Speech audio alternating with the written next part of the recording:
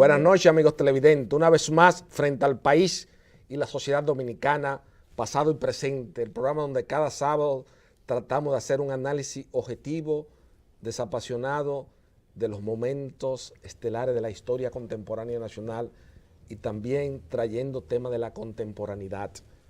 Y precisamente en la exposición que hicimos ante el país durante la semana pasada, conversaba ampliamente yo con don Sergio Germán Medrano, estableciendo un paralelismo entre lo que ha sido la transición de la dictadura a la democracia en la República Dominicana.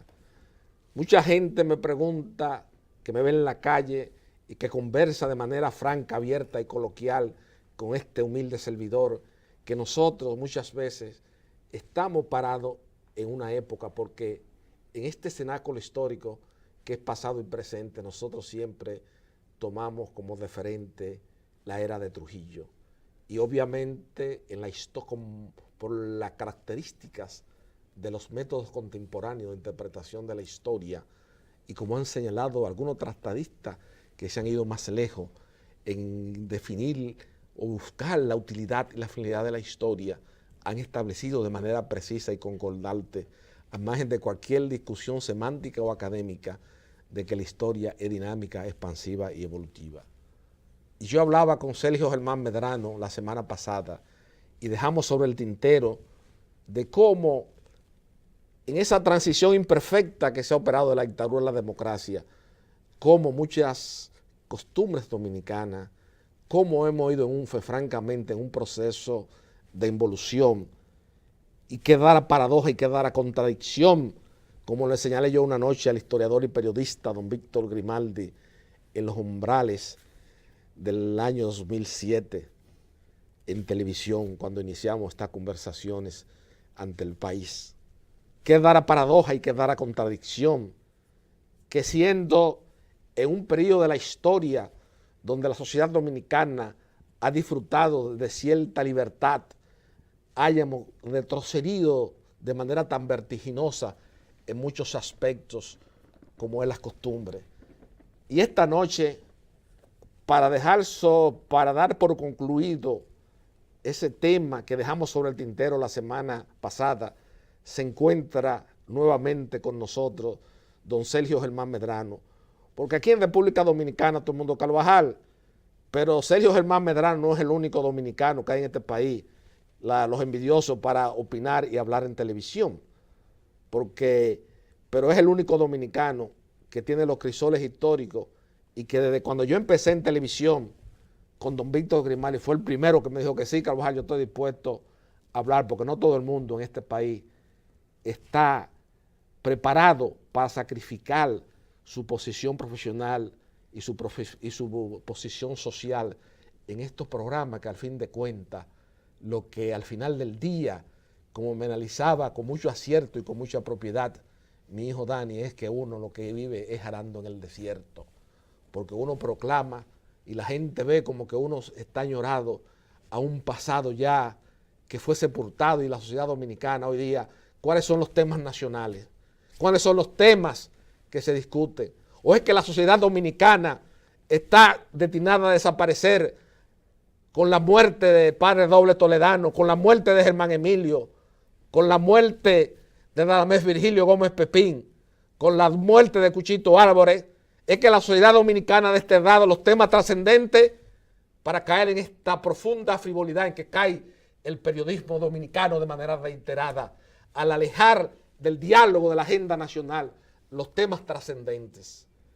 Vimos de manera caricaturesca, produciendo una profunda hilaridad, un editorial del periódico Listín Diario, donde se analiza el proyecto, la maqueta que tiene el nuevo Procurador General de la República para la construcción de la cárcel de la Victoria, y se analizaba y se editorializaba sobre un proyecto que está en carpeta. Señores, los diarios de la República Dominicana, lamentablemente, aparte de caer en una denotada superficialidad, se han convertido en agencias de relaciones públicas, y los dueños tienen que estar pendientes a eso, porque la República Dominicana puede hacerlo. Mire, este es un mes precisamente donde celebramos el advenimiento de la Primera República y en épocas anteriores, que yo quiero que don Sergio Germán Medrano me describa, no voy a tomar como referente el trujillato, porque indudablemente eso no tiene que ser el referente ya 60 años después de producirse la apertura y la democracia y el advenimiento de la Cuarta República para tener a Trujillo como referente hoy día. Pero yo quiero que se hable, que don Sergio Germán Medrano me hable cómo se celebraba el mes de la bandera en Baní, en los pueblos del país, cuando habían esa disciplina de esos grandes ciudadanos. Porque la sociedad dominicana hoy día, lamentablemente, en estos medios, en estas redes sociales que está lleno de una denotada superficialidad, aquí hay gente que todavía le duele este hábitat geográfico por encima de las querellas políticas cotidianas. Aquí hay gente todavía que ama de manera desenfrenada este hábitat geográfico. Y yo luego de la primera pausa de pasado y presente esta noche frente al país, continuaré conversando con Sergio Germán Medrano sobre esos temas trascendentes que tienen que ver con coadyuvar a la permanencia en el espacio y en el tiempo de este hábitat geográfico que es la República Dominicana, que al fin de cuentas es lo que le interesa en el diverso contexto evolutivo, las últimas generaciones de este país que dio todos en aras de la libertad y la democracia del pueblo dominicano. Y aprovecho esta noche y la comparecencia de Sergio Germán Medrano para rendir siempre tributo y memoria a esas reminiscencias del movimiento conspirativo 14 de junio, que fueron las izquierdas dominicanas, que equivocado o no, enfrentaron con valentía, con arrojo y con decisión, y sobre todo con un amor desenfrenado a este hábitat geográfico, enfrentaron ese retorno del neotrujillismo espiritual, como lo definió Miguel Alfonseca, el retorno del doctor Balaguer en esos 12 años, a esa juventud que fue la reminiscencia del 14 de junio, esa juventud que dio todo en aras de la libertad y la democracia del pueblo dominicano. Siempre tendrán en Francisco Carvajal Hijo un gran admirador y un propulsor de sus ideas, de su patriotismo en la sociedad dominicana. Con Sergio Germán Medrano vamos a adentrarnos en esos temas que genera tanta controversia en la pequeña burguesía intelectual dominicana, luego de la primera pausa de pasado y presente esta noche frente al país y la sociedad dominicana.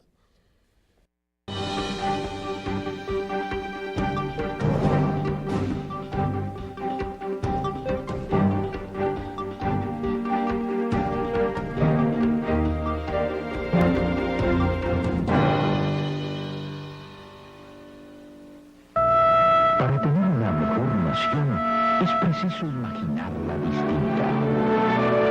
Necesitamos un caudal de transformaciones. Nos viene bien un cambio de actitud. Asumamos el reto actuando con responsabilidad.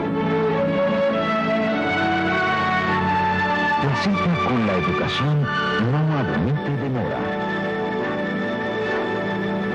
El amor al estudio empieza por casa. Daremos color a nuestros sueños, mostrando al mundo nuestros valores como pueblo.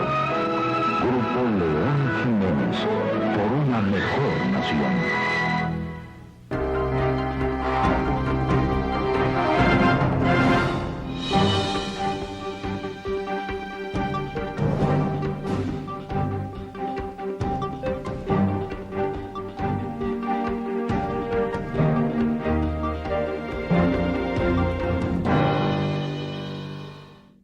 Como habíamos señalado en el premio de pasado y presente, se encuentra con nosotros esta noche don Sergio Germán Medrano. Buenas noches, don Sergio. Buenas noches, Carvajal. Muchas gracias por tu emotiva introducción del programa este día. Y para continuar en el hilo de la conversación que tú... Tuvimos la semana pasada. Exacto, que tú iniciaste la semana pasada y que con tu disertación inicial le has dado continuación. Debo comenzar por decirte que la historia no es lineal, no tiene un curso lineal, tampoco cíclico como algunas concepciones de la historia tienen, el caso de Otto Spengler, por ejemplo, pero sí hay hechos que constituyen la base para una continuidad histórica, para una secuencia histórica, porque tampoco la historia se interrumpe abruptamente, a menos que no sea en periodos revolucionarios y de cambios profundos en la sociedad, cosa que no ha ocurrido aquí todavía. Aquí lo que se ha presentado históricamente a partir de la independencia han sido acontecimientos que han ido organizando y pautando una sociedad mediante cambios algunas veces abruptos, otras veces pausados, pero que al fin y al cabo no han tenido una profundidad y una repercusión que lleguen al punto de cambiar el pensamiento y la cultura y la formación y la economía de nuestra sociedad, como es el caso, por ejemplo, de la Revolución Cubana en América Latina, o como es el caso, por ejemplo, de la Revolución Rusa. Esos son cambios históricos, radicales y abruptos. Aquí no se ha producido un cambio así. Entonces, necesariamente, el avatar del avance del tiempo nos ha ofrecido muchas oportunidades felices y otras desgraciadas. Pero en cada época, sea desgraciado o sea feliz, no se puede hablar en términos absolutos. Siempre hay aspectos positivos y siempre hay aspectos negativos.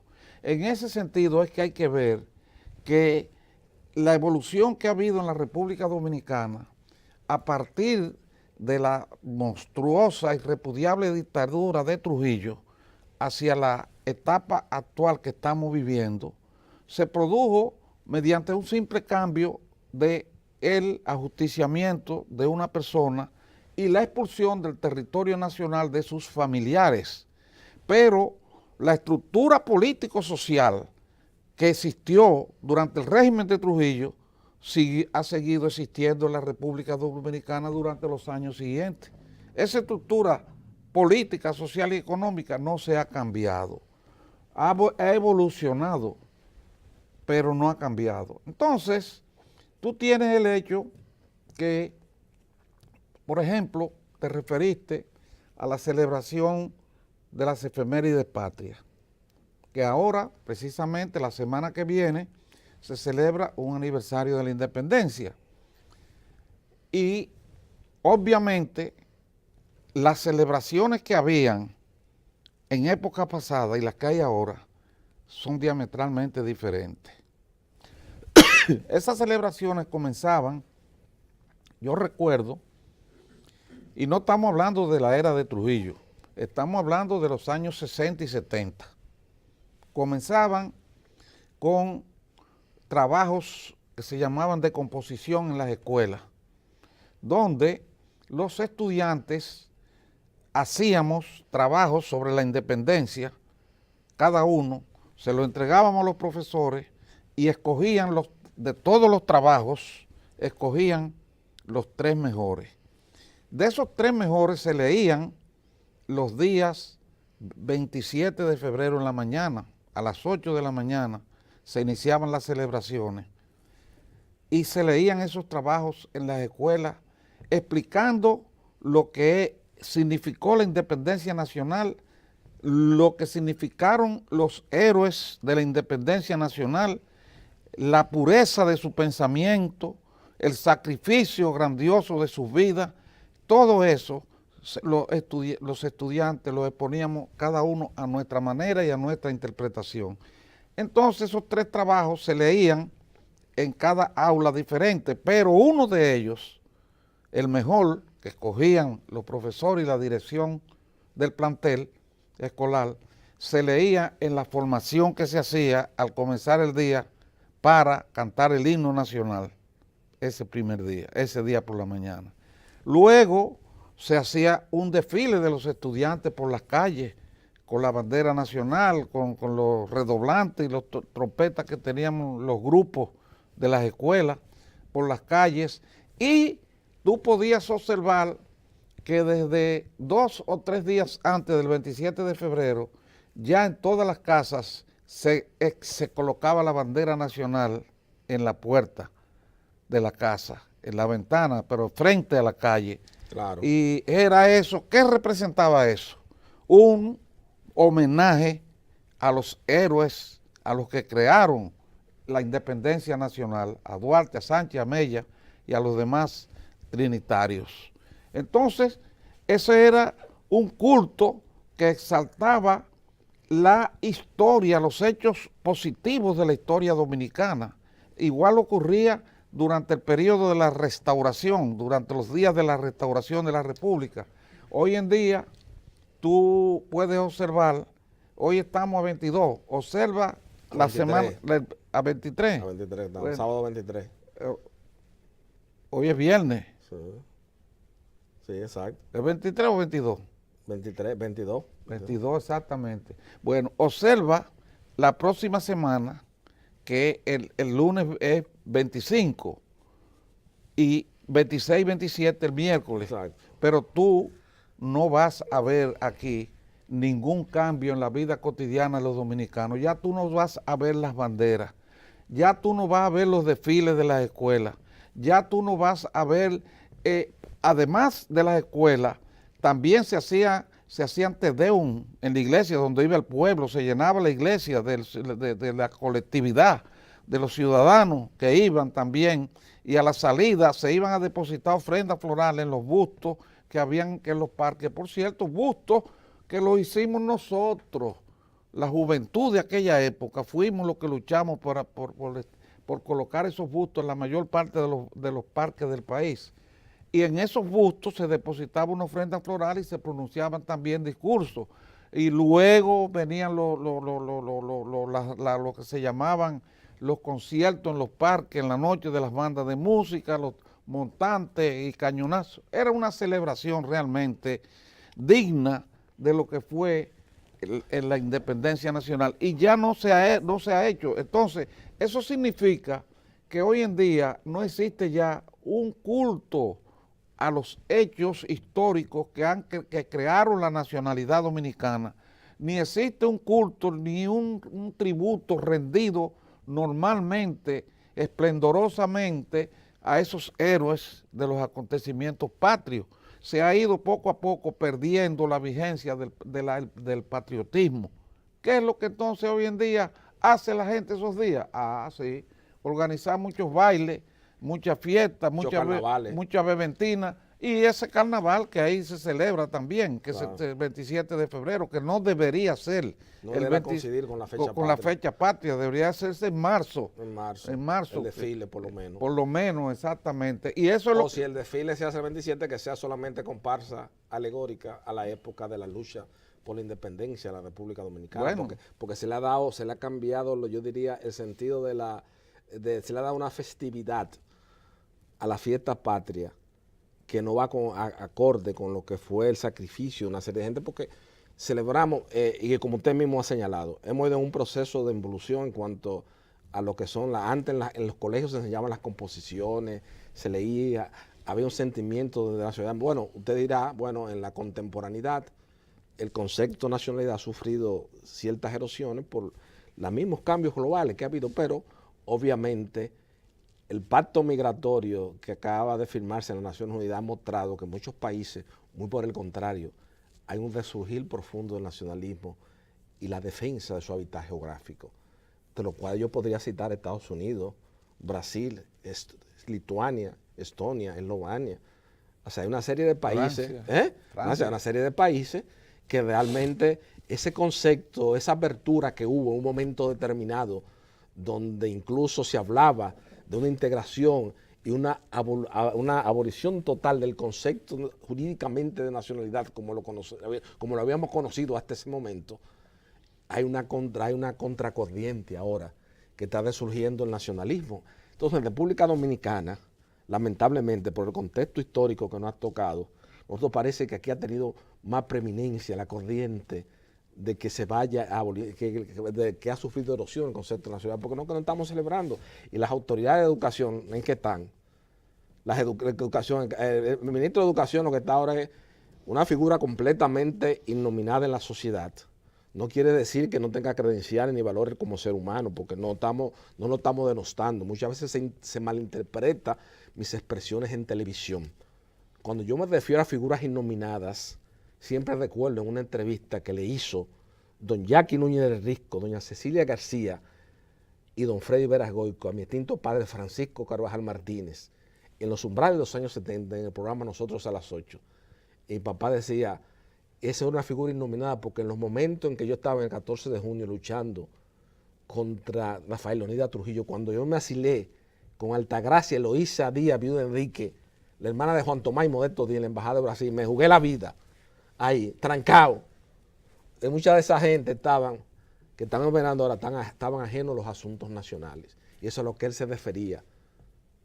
Porque también se ha cambiado el concepto de que cualquier persona, con este libertinaje, cualquier persona ya ahora mismo se cree presidenciable en República Dominicana. Yo creo que cualquier persona que sale en un periódico, sale en televisión, ya se cree que es presidenciable, cuando es una cosa tan sagrada. Y fíjese también que aquí se agrede en el mundo de hoy día contemporáneo, don Sergio, mire qué fenómeno. Yo leyendo literatura y periódicos globales que realmente traen informaciones de primera. Ahora hay un resurgir con Sanders en Estados Unidos, con el demócrata, hacia la persona de mayor edad, la experiencia. Aquí en República Dominicana se pusieron un grupo para invalidar a un amigo de nosotros, que es el candidato predilecto del Leonel Fernández para ocupar la presidencia de la Tribunal Constitucional, como el toda Felucia. Se inventaron que 75 años el límite le da. Cuando hay un resurgir, una admiración desenfrenada. Miren, en Estados Unidos, Feliz Sanders hace una reunión y en un día recauda $7 millones. Una cifra récord en Estados Unidos. Entonces nosotros siempre estamos como a contrapelo de las corrientes internacionales. Y en este año de la cosa de la celebración, usted puede decir, bueno, ahí voy a caer en el tema otra vez con usted, yo ahí va a ver. En la época de Trujillo, cuando se celebró el centenario, hay que ver la celebración del centenario, los discursos, los intelectuales de la época del centenario de la República. Hay que ver eso. Eso está en mensajes, discursos y proclamas de Trujillo. Hay que ver eso porque eso es una escuela también. Obligatoriamente, aunque a Luis Rivas, un grupo de gente aquí le pese. ¿A quién? Luis Rivas, un abogado amigo mío, amigo suyo, que siempre me dice, Carvajal, tú tomas como referente a Trujillo, siempre el referente tuyo es Trujillo. Tengo que tomarlo como referente porque esa época fue la época de mayor esplendor de la oratoria política en República Dominicana. Claro, esos discursos no eran de Trujillo. Ahí estaba la mano oculta de Julio Ortega Frier, de Ramón Emilio Jiménez, una serie de plecados dominicanos, entre los cuales también figura el doctor Balaguer. Pero nosotros ahora mismo, dígame, ¿qué se planifica ahora? ¿Qué es lo que hay? La gente no está en eso. La gente está en este país, el destino de este país. Y mire que esa descripción que usted ha hecho, muy descriptiva y anecdótica, de toda la situación que hemos ido en descenso, eso es lo que hace que esta noche ante el país yo traiga a mi memoria la frase de un destacado intelectual dominicano, como lo fue el compañero del primer exilio de mi padre en Caracas, Venezuela, el doctor Juan Isidro Jiménez Grullón, cuando decía al final de esa hermosa obra de interpretación histórica del pueblo dominicano, como es República Dominicana, una ficción. República Dominicana es y seguirá siendo una ficción. Esa sentencia lapidaria que da Juan Isidro Jiménez Grullón al final sobre, porque hemos ido avanzando, usted habló siempre como un catorcista con los credenciales históricos que usted es mero acreedor ante el país, como decía en esta semana el alguacil de estrado de la Suprema Corte de Justicia, Víctor Andrés Burgos Brusos, me dice, Carvajal, pero yo no sabía, Sergio Germán nunca me había dicho que él había pertenecido al 14 de junio. Esas son las cosas que a mí me gustan del programa tuyo. Pero ¿por qué Sergio nunca me había dicho eso? Me cuestionaba él y me hacía ese cuestionamiento. Entonces, hemos visto, don Sergio, que ese concepto de esa época de usted, de esa generación, y usted que ha vivido ese proceso en plena lucidez, hemos visto que, al fin de cuentas, en muchos aspectos, Balaguer, Trujillo, fuera una dictadura, no, tuviese usted un concepto, tuviese usted diferencias profundas con ellos, eran personas que en su accionar defendían esta hábitat geográfica. No, pero déjame decirte algo. Yo estigmatizo la dictadura de Trujillo y la padecí. Claro. Y la sufrí en sus peores aspectos, que fue la cárcel, la tortura. Exacto.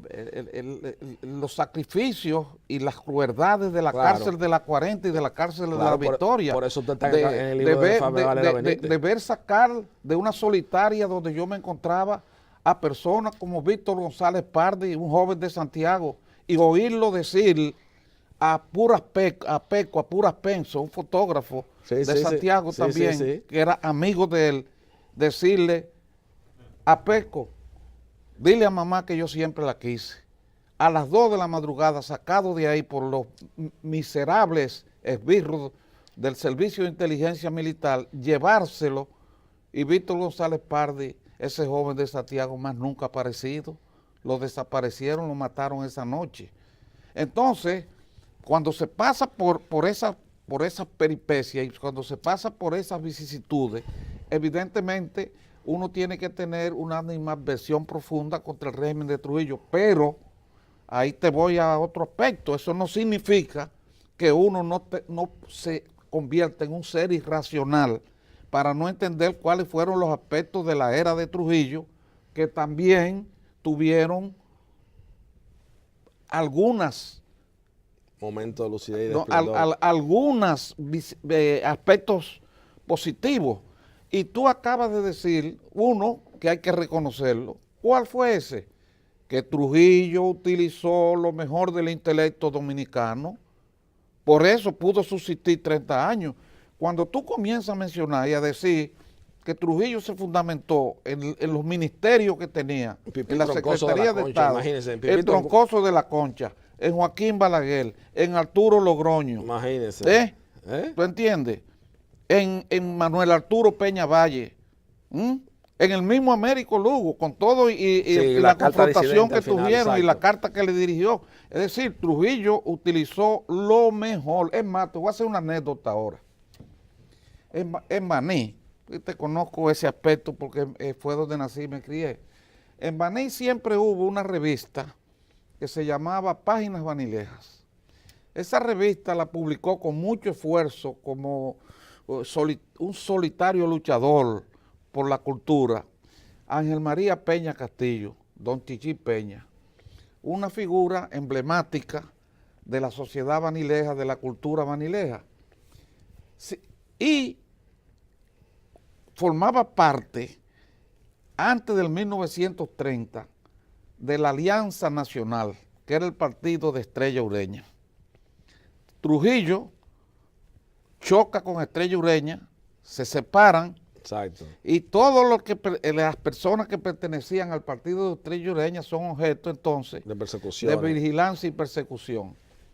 Don Chichi Peña me contó que un día, en esos viajes que él daba aquí a Santo Domingo, para buscar anuncios para su revista, Página Banileja, lo detuvieron en San Cristóbal, en un puesto de esos de retén militar. Preguntaron en el carro, Ángel María Peña Castillo, ¿está ahí? Y inmediatamente él dijo, sí, aquí, desmóntese, venga. Lo agarraron preso y se lo llevaron a la fortaleza de San Cristóbal alrededor de las 2 de la tarde. Lo sentaron en un sillón, un banco ahí, al lado de un policía, no le dijeron nada, no sabía nada, veía que pasaban los policías y subían, un coronel entró, se subió al segundo piso, Nadie le decía nada. nadie le decía nada. A las 5 de la tarde, él oye mucha atención, y un corredero de gente en la policía, y quitándose la gente del medio de los pasillos y eso, y de buena primera entra Trujillo. Esto me cuenta él, entra Trujillo, pasa por el pasillo donde él está, lo mira, sube a la segunda planta y está un rato ahí. Cuando vuelve y baja, entonces se queda mirándolo así, lo mira y le pregunta al oficial que lo tiene ahí, un teniente que estaba atendiendo en el escritorio, y le pregunta, ¿y quién es este señor? El hombre le dice, el señor Ángel María Peña Castillo, un periodista de Baní. Y Trujillo le dice, ¿periodista? ¿Un periodista preso? En mi gobierno ningún periodista puede estar preso. Aquí hay libertad de prensa. Aquí se puede escribir con libertad. Claro. Pónganlo en libertad inmediatamente. Don Chichi, usted váyase para su casa, póngase, venga, yo lo mismo lo voy a buscar un vehículo para que lo lleve a Baní. Bueno, ¿qué estaba haciendo Trujillo con eso? Trujillo fue que lo mandó a meter preso. Ya don Chichi sabía que contaba con la enemistad de Trujillo, pero que Trujillo lo que le había hecho era una advertencia. ¿Tú entiendes? Claro, claro. Con la clásica teatralidad. Con la teatralidad que hacía y toda esa historia, porque había muchas historias de ese mismo tipo. Exacto, y de esa misma el país entero, claro. Bueno, eso me lo contó don Chichi, de que yo no tengo duda de que ese acontecimiento fue así. Es una persona de ese nivel y de esa decidumbre y moral, olvídese, eso escriba lo que fue así definitivamente. A partir de ahí él se cuidó mucho, mucho. Su hijo Cervantes Peña fue compañero mío de prisión después, y él mantuvo su revista, pero naturalmente ya totalmente fuera de noticias políticas y de cuestiones políticas y todo eso. Además, él escribía a favor de Estrella Ureña en los periódicos nacionales, por eso era conocido como periodista. Quiere decir que también tuvo el cuidado, tú entiendes, de no colusionar totalmente con toda la estructura intelectual del país. No, era un genio político. Era un genio político, eso lo describe Euclides con mucha propiedad en Trujillo, un monarca sin corona. Lo que te quiero decir es que se basó en la clase intelectual dominicana. Ahora, ¿qué pasa después de la muerte de Trujillo? Ningún gobernante se ha amparado en una estructura puramente intelectual y profesional para gobernar. ¿Quiénes son los que gobiernan este país? Los políticos de los partidos. ¿Quién fue el primer gobernador de Baní después de la muerte de Trujillo? El dueño de una compraventa.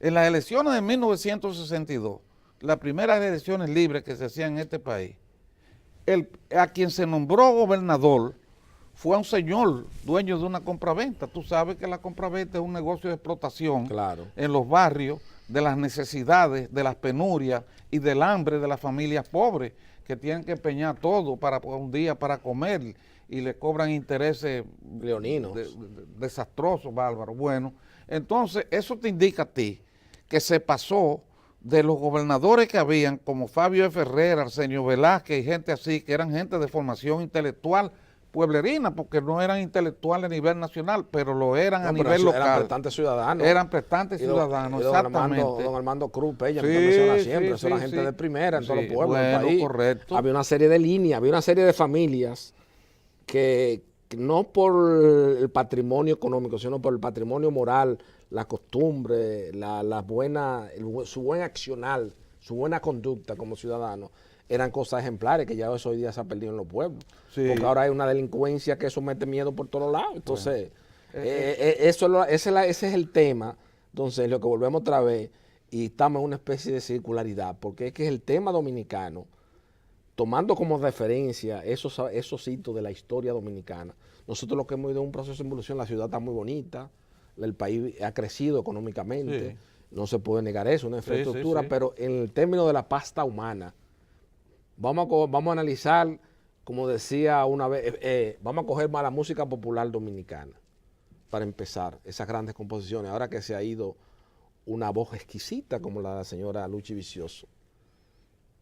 Hay en la sociedad dominicana, en la juventud, un reemplazo para una cantante de las dimensiones de Luchi Vicioso. Entonces, ¿qué es lo que hemos oído? En el ámbito espiritual, y ahí en mi disidencia, muchas veces con Leonel Fernández, que reconozco que es el político más exitoso en la transición de la dictadura a la democracia, pero estos conceptos que se han querido vender del desarrollo en la República Dominicana, tenemos que incluir también la pasta humana, el espíritu para evaluar y tomar en cuenta el desarrollo de un país en un momento determinado. Don Sergio, vamos ahora a entrar en la segunda pausa de pasado y presente para luego seguir conversando sobre estos temas de gran trascendencia y de gran vigencia en la sociedad dominicana de hoy.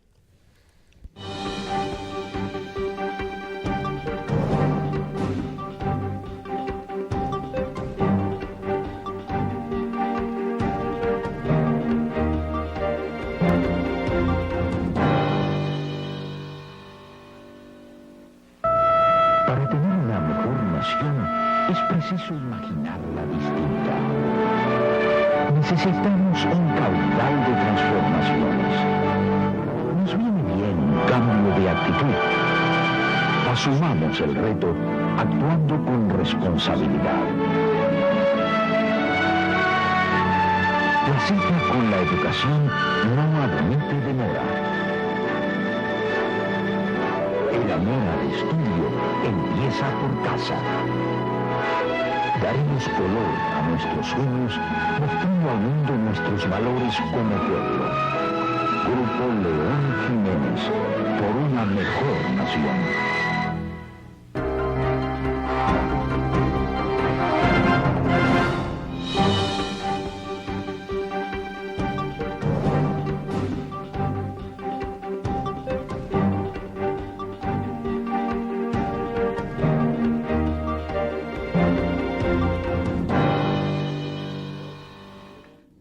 Don Sergio, hay un aspecto que yo creo que es trascendente y medular que tratemos, abuelo de pájaro, aunque nosotros vamos de entrada a reconocer nuestras limitaciones sobre el tema porque no somos expertos en materia eléctrica, pero sí nos hemos dado cuenta que en la República Dominicana, en la agenda del desarrollo nacional que tanto se grime hoy día, hay una falta de coordinación, una falta de concordancia, porque se habla de que vamos a establecer un pacto fiscal para darle mayor calidad al gasto público, vamos a establecer un pacto eléctrico, vamos a hacer una reforma laboral, que al fin de cuentas, cuando el presidente proclamó eso, eso fue diríase, yo de entrada vi, cuando se dio ese decreto de la comisión, que esa comisión nació nati muerta, porque el presidente estableció como condición de que todos los actores sociales que intervenían en el diálogo para la modificación del Código de Trabajo tenía que haber un criterio unificado.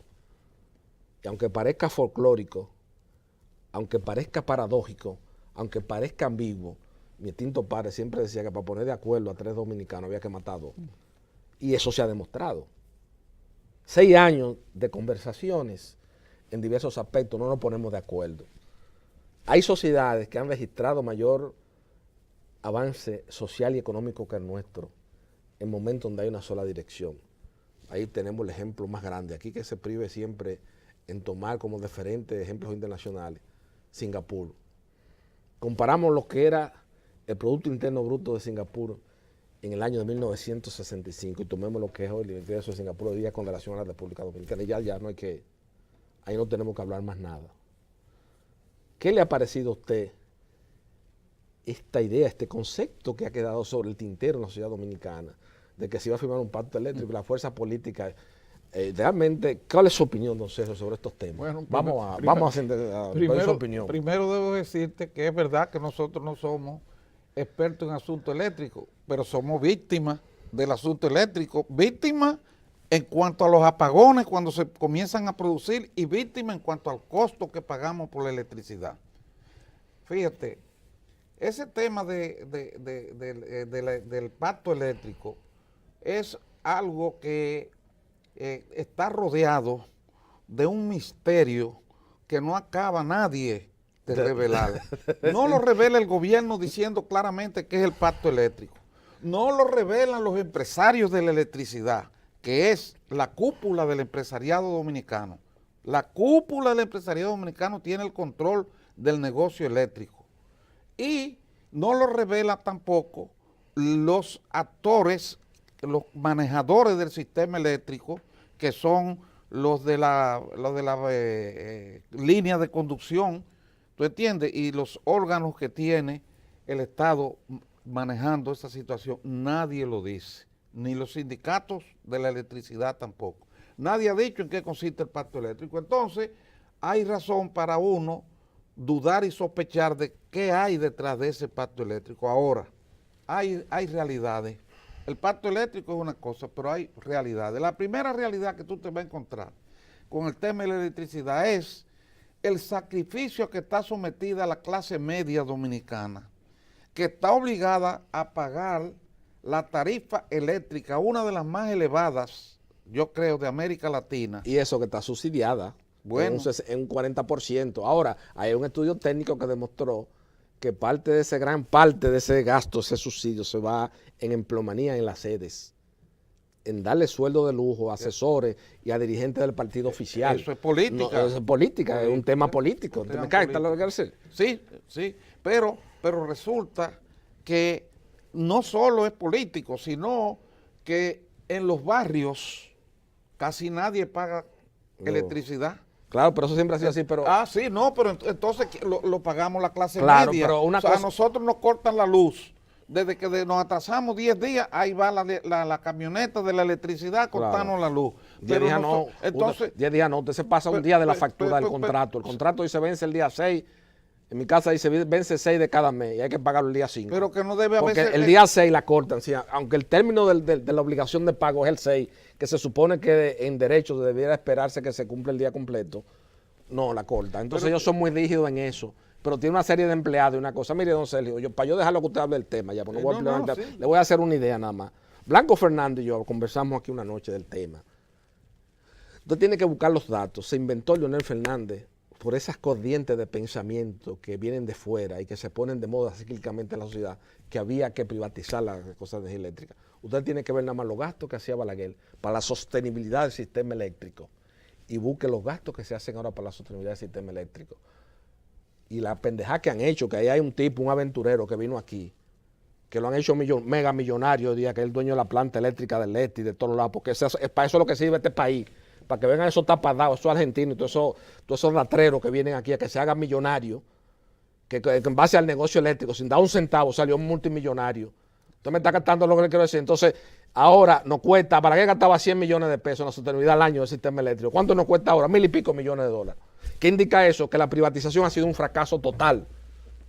Pero ya cuando Leonel Fernández entrega la presidencia de la República a Danilo Medina, ya estaban licitados una serie de plantas eléctricas, aquí ya estaban licitadas para hacerse una licitación internacional, para que se hace todo. Entonces se construye una planta eléctrica.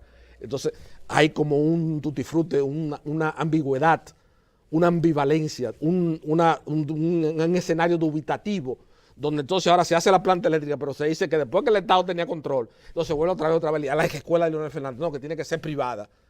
La construyen con un paquete de cuartos para entonces entregársela. Entonces hay mucha dicotomía, hay muchas posiciones encontradas que va a impedir que aquí se firme un pacto eléctrico con la transparencia que necesita la sociedad dominicana. Porque aquí lo que necesitamos es transparencia ya.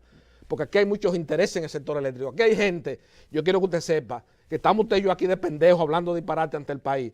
Y están en Val Harbor, en un restaurante allá en Nueva York, o en Le Cirque, que están en un restaurante, o en Madison Eleven Park cenando. Mire estos pendejos allá en Santo Domingo, cobrando de plantas eléctricas que están instaladas aquí todavía, comisiones por esos contratos onerosos. Aquí se audita el sector eléctrico del país y están los empresarios presos que eso no tiene madre. Pero es lo que te digo, tú tienes toda la razón en ese aspecto. Incluso hay el ejemplo de una planta en Puerto Plata que firmó un contrato el Estado Dominicano donde produjera electricidad o no produjera, había que pagarle. ¿Y qué resultó? Bueno, muy fácil. El dueño se inventó fallas irreparables y apagó prácticamente la planta y se le siguió pagando años, claro, mes por mes, como si estuviera produciendo. Porque son los contratos más leoninos que nadie le duele el Estado. Pero te quiero llevar al punto que quienes pagamos eso somos la clase media, claro, como te dije, claro, los que al fin de cuentas somos sacrificados, nosotros, que le pagamos la energía eléctrica para el beneficio de los grandes empresarios de la cúpula empresarial de este país, para que ganen con el negocio de la electricidad y para que la clase baja de los barrios, de los campos y de los barrios tenga luz sin pagar ni un centavo. Es más, yo cuando voy al sur o al norte o al este de la República y salgo muchas veces temprano porque tengo audiencia en Puerto Plata o en Higüey o en Barahona, y lo primero que a mí me llama la atención es que la salida de la ciudad, desde que tú subes un poquito a una pequeña altura en la carretera, tú miras y ves son arbolitos de Navidad lo que hay el año entero, todas las luces prendidas porque no apagan luz. El dominicano tiene dos graves defectos culturales. Desperdicia mucho el agua. Primero, no, que prende la luz y nunca la apaga. Y el agua que la desperdicia. Pero es porque no paga luz. Y otra cosa que hace, que abre puerta y nunca la cierra. La gente abre la puerta y no vuelve y la cierra más nunca, ni en la casa. Pero ahora se van a aprender. Ahora van a aprender con la forzosamente va a haber que cambiar. Ahora sí. Va a haber que cambiar esa costumbre forzosamente. Bueno, en serio, así que termine completo para que pasemos al otro tema. Pero diciéndote que esa es la tragedia del problema eléctrico. Y esa tragedia del problema eléctrico ha culminado ahora con el caso de la planta de Punta Catalina. Punta Catalina, donde en un concurso que se hace, se está hablando de un costo de $1.200.000 millones de dólares de construcción. Ofrecen un concurso, una compañía, y sin embargo, escogen una compañía que la construye por 2.000 millones de pesos, de dólares, 2.000 y pico, y todavía está ahora la compañía brasileña cobrando 700 millones de dólares, queriéndole cobrar al Estado Dominicano. En adición ya a lo contratado. En adición a los contratados. Y si nos vamos a un arbitraje internacional, porque eso del arbitraje aquí es un negocio. Aquí hubo una abogada de la sociedad civil que prive muy honesta. Pero yo, y eso sí lo voy a decir yo en primera persona, soy hijo del dominicano, que como decía Rafael Herrera el día de su muerte, ha muerto el dominicano que más conocía la sociedad dominicana contemporánea, como era Francisco Carvajal Martínez. Y aquí hay gente que hacen cosas para hacer negocio. Todas esas cosas del arbitraje lo tienen preparado, hacen todos esos contratos, asesoran para cuando ellos vengan a los arbitrajes, vengan. Y el país siempre sale perdiendo, porque esto no le duele a nadie. Claro. Esto no le duele a nadie. Don Sergio, vamos ahora a entrar en la tercera pausa de pasado y presente para ya agotar en la parte final nuestra posición o un análisis así de ligera pincelada sobre los candidatos que hay para presidir la Suprema Corte de Justicia, que es un tema importante en la sociedad dominicana.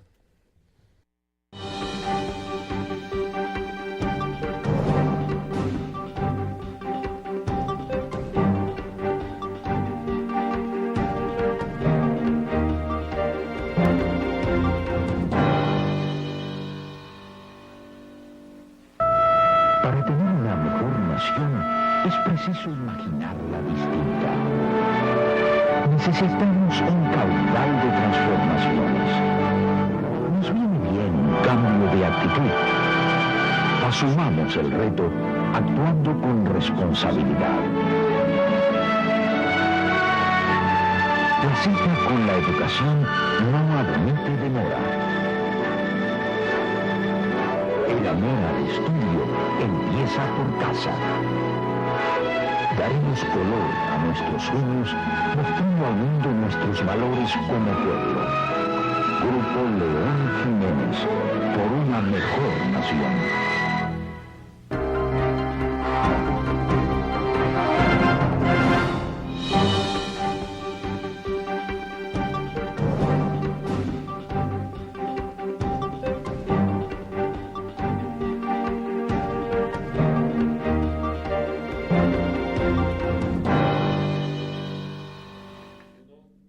Don Sergio, ya prácticamente en el epílogo, en el crepúsculo de pasado y presente, es un tema que nosotros no podemos dejar de soslayar, y es la actual evaluación que está haciendo el Consejo Nacional de la Magistratura para elegir los jueces de la Suprema Corte de Justicia. Ya hemos visto que la cantidad de aspirantes ahora ha subido casi a 35.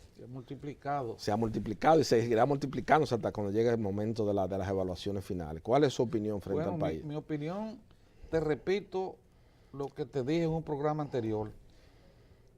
El Consejo Nacional de la Magistratura tiene que despojarse de su origen y de su estructura política y erigirse en un órgano patriótico para escoger ahora los jueces de la Suprema Corte de Justicia, porque tenemos que reconocer que hay una queja generalizada en la sociedad dominicana sobre el funcionamiento de la justicia. No solo en la clase media, no solo en la clase media alta, no solo en la clase alta, sino también en las masas de la población.